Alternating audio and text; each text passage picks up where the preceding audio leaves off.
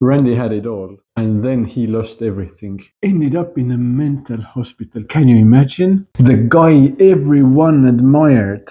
Great education, six-figure salary, gorgeous wife, two beautiful kids. Living the dream. But 5 years ago, deep, restless discomfort started. I felt off. No, no, no. Responsible man, soldiers on. Push through, be a man, suck it up. Randy put himself dead last, took care of his family, smiled at dinner, did everything right.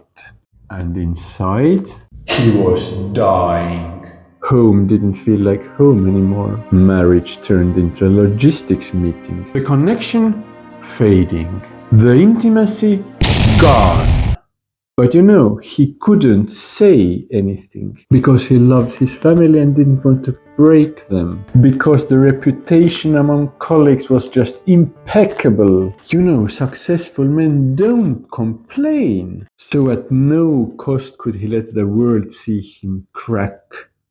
He kept it all inside, and the dragon egg had hatched and the beast was growing. So he kept it all inside until one day he couldn't. He went talking to strangers. It started small. Conversations, venting, late night texts. And then her, a woman who listened, understood. He wasn't just a provider, problem solver, or walking paycheck. She saw him. Finally, he had a place where to breathe. And soon, that world became more real than his own. Two phones, two sets of stories, two versions of himself. A life between two worlds. Was he a loving father, faithful husband, successful businessman? Or in the other world, he was alive, young, exciting, admired, and the weight of it crushing. The fear of getting caught, the guilt, the exhaustion, constant anticipation. He was losing himself, and then he cracked. He snapped, left his wife, quit his job, escaped with that woman. A clean break, no explanations, just escape. But as his world crumbled, his charisma faded, and the new relationship shattered. It wasn't a dream anymore, it was a disaster. And Randy, the man who had it all, ended up shaking alone in his car in front of a mental hospital seeking help. But for Ted, it was even worse.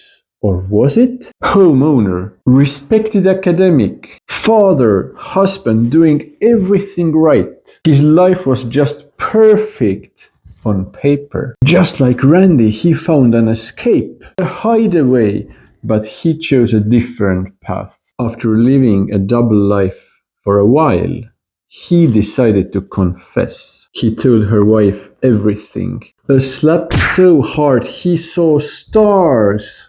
It wasn't just anger, it was pure pain. That was just the beginning. Next day, the brother showed up, and he didn't come to talk. Fist after fist, blow after blow. Ted hit the ground, bloodied, broken.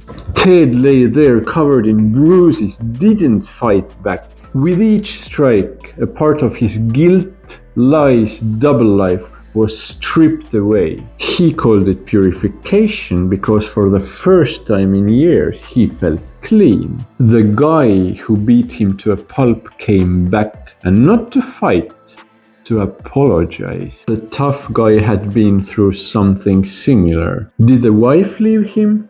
Did she pack the bags? No.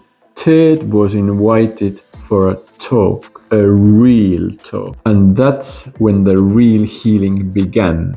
After confessing, he found a new sense of life on a higher level. The dragon had hatched, the beast had grown, but he barely managed to tame it.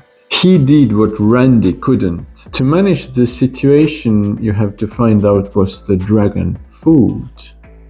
And it's the denial. The lies, the weight of hidden life, gone. His wife, still there. His job, still there. Ted lay in bed, battered, bruised, but for the first time in years, clean. Brother-in-law apologizing. admitted he too had had his dragon. But here's the thing. Most men don't get this kind of wake-up call. Most men don't get slapped, beaten, and then forgiven. Most men get devoured, whether internally or externally. But the real dragon in midlife isn't the crisis itself. It's not the job, the affair, the wife, the house. It's the denial. That's the real food it feeds on. The longer you pretend everything is fine, the stronger it gets. And one day, you either face it or it swallows you. Drop a comment. What's your midlife like? Do you feel the pressure for change?